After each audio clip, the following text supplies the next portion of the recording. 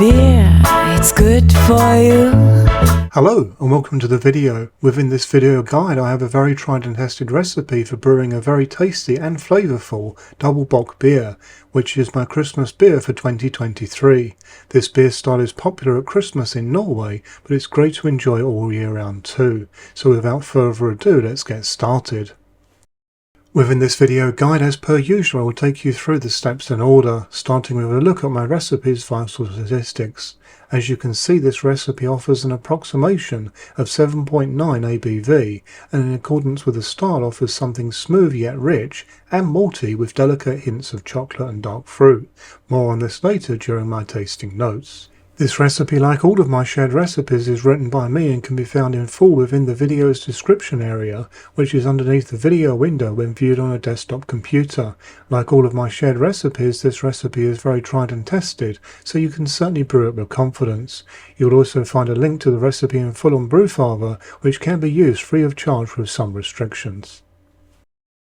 I strongly suggest that you fully convert the recipe before ordering in your ingredients so that you're actually brewing the recipe as intended. You should also brew this recipe as is the first time, and then the next time perhaps tweak it rather than the other way round for the best results. Do appreciate that much time has been spent getting this recipe into its best state, so you should not need to tweak it at all. As shown on screen now, I have an easy guide to recipe conversion using Brewfather on my channel. Within this video, this recipe is being brewed using a Brewzilla 65 litre Gen 4 system to the volume of 19 litres, which is approximately 5 US liquid gallons. But as part of the conversion process, this can be scaled and shaped to suit your own brewing system and volume requirements. I also recently produced a guide to reducing ABV or increasing it whilst keeping balance, but I would not suggest that this one's ABV is changed so much for the best results. Shown on screen is the water profile that I preferred in developing this recipe, which is found on Brewfather. This brand's profile works really well for this recipe. I suggest that you plan your water profile ahead. After all, beer is mostly water and its balance is important, so that it suits the beer that you are brewing. Brewfather also has very good documentation on how to use the software to make the necessary water changes too. For this reason, I suggest that all brewers, irrespective of experience, start treating their water as soon as possible for the very best of end results. It is now time for the brew, starting with the mash. This begins with preheating your mash water to at least the mash in temperature, and then adding and mixing in your grain thoroughly. You can see me mixing the grain here using Kettnang's grain stirrer and mixer. The important thing here is to use something that is food safe rather than something designed for mixing paint or similar. Shown on screen now are the temperatures for this mash. You will note that the mash in temperature is higher than for many other beer recipes that I share, and this is for good reason. With a beer of this style, we need to use a higher temperature to ensure that some of the sugar is left behind by our yeast to allow this one to not be as dry as regular beers. This does not mean that this will be sweet as such, just not dry. It was then time to start the mash. I will now go through the grain required for this recipe and explain the effects so that you can start to understand what makes up this recipe. Whilst I explain this, I will progressively show video footage from the mash so that you can see the interesting colour change that takes place during this. Our main fermentable here is Pilsner malt, which is used at 74% of our grain bill, and its main function is to provide the bulk of our fermentables, as well as a nice crisp canvas that we can build flavour onto. We then have two different types of Caramunich malt, which are the malt centerpieces of the flavour for this beer. These are essentially Munich malts that have been kilned to add in extra sweeter flavours that are nice and toasty, along with various types of toffee and caramel flavouring, which add depth and character to this recipe. The combination used here offers a nice variety of these different flavours so that this one can truly sing. Then lastly we have just 1% of Carafa Special, which is a dehusked chocolate malt. This is used in this recipe mostly to add in extra dark colour along with a background note of chocolate. As you will have noticed though, this one started the mash looking on the brown side, then went amber before then going golden. This can occur during some mashes, but as you will see soon, the total mass of the beer is darker in keeping with this style. After the mash, I raised the malt pipe and did a full coverage sparge manually over the grain bed. Personally, I chose to sparge, but there are brewers out there that skip this step entirely. I have a recent video that goes into the how, why and why not of both methods, so check this out for full information if you have not already.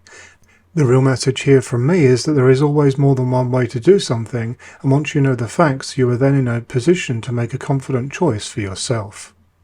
A short time after the sparge, I was then at the boil stage, which started by stirring in the top foam, which is actually protein, into the beer before then adding in my first hop addition. As per usual and in keeping with the modern boil time, I boiled this one for 30 minutes.